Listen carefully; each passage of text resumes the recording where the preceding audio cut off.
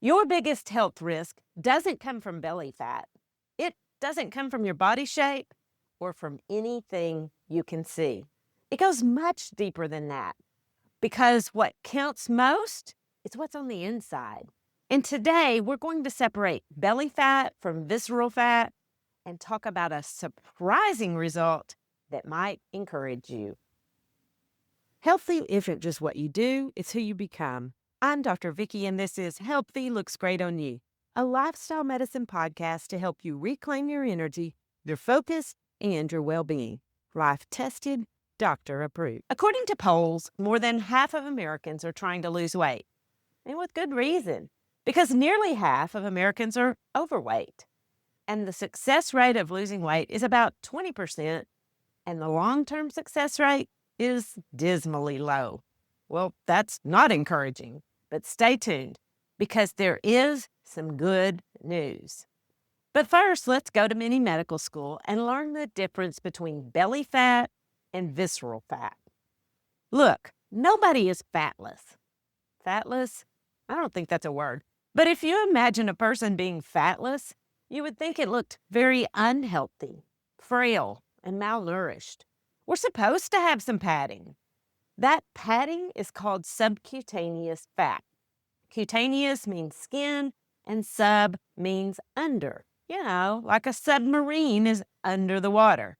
Subcutaneous fat is distributed throughout our bodies.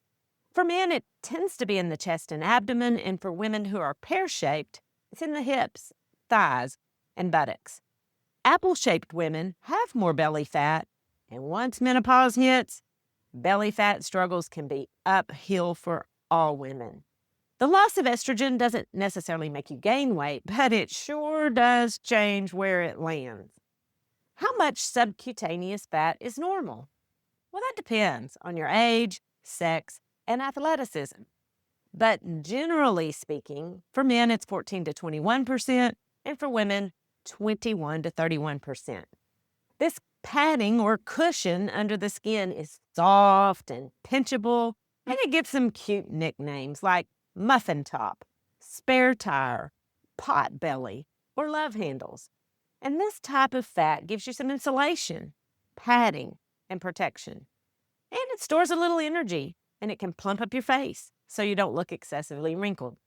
Of course, too much of a load isn't healthy and can wear out your knees. But the real danger lies within. Visceral fat is a villain, but instead of a diabolic enemy, it's metabolic, increasing the risk for insulin resistance, type 2 diabetes, liver, and heart disease. This scoundrel is insidious and highly inflammatory. It lurks inside the abdominal cavity and can wrap around the organs, like the liver, pancreas, and intestines. And in excess, it can even appear on the female organs, like the ovaries. And trust me, I've seen that with my own two eyes through the laparoscope. While belly fat just sits there and looks pretty, or not, visceral fat is malicious. It secretes cytokines, which are proteins that can promote chronic inflammation. And it's disruptive to the hormonal controlled processes in your body. Subcutaneous fat or belly fat is right there for you to see. But visceral fat is sneaky, and it's harder to measure. You can get a rough idea by wrapping a tape measure around your midline, or you can do what I do and use a specialized scale called an impedance monitor, which gives you a fairly accurate measure of what's going on inside your body. And here's why I like it. I've gained about 3 or 4 pounds over the last year. So if I was only looking at the number on the scale, that might be discouraging because I'm pretty short and 3 or 4 pounds can be noticeable. But I've really upped my game on exercise. And this fancy scale tells me that my body fat percentage has gone down and my muscle mass has gone up. Plus, I've added creatine, and that increases water weight. The other way to measure visceral fat is with sophisticated medical scans like an MRI or CT. What? You don't have an MRI or a CT machine? Well, if you need a laugh and you appreciate medical humor and the frustration of getting a prior authorization from your insurance company, Go listen to Dr. Glaucoma Flecken's episode about the drive-through MRI at Texaco Mike's. I'll put a link in the show notes. And no, I haven't forgotten that I promised you some good news. So without further ado, let's get to it. Ready? Lifestyle changes have a big impact on visceral fat. You know how you start eating healthier and exercising more, and you don't see the numbers on the scale move, and you can still pinch more than an inch around your middle? Here's the deal. What you can't see is that visceral fat, and it's highly affected by positive lifestyle changes. So even if you're frustrated by what you see on the outside, good stuff is happening on the inside. In fact, one of the first places you'll lose fat with a healthier lifestyle is visceral fat. And while that might not get you into a bikini, it has a huge impact on your health. Even if you don't lose weight, losing visceral fat protects heart health and brain health.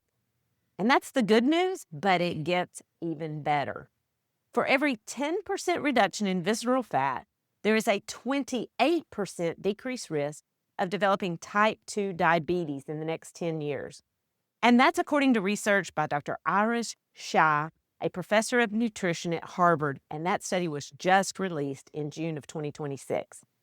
And if you think that's good news, here's the best news. The results hold, even if you gain the weight back. Wow.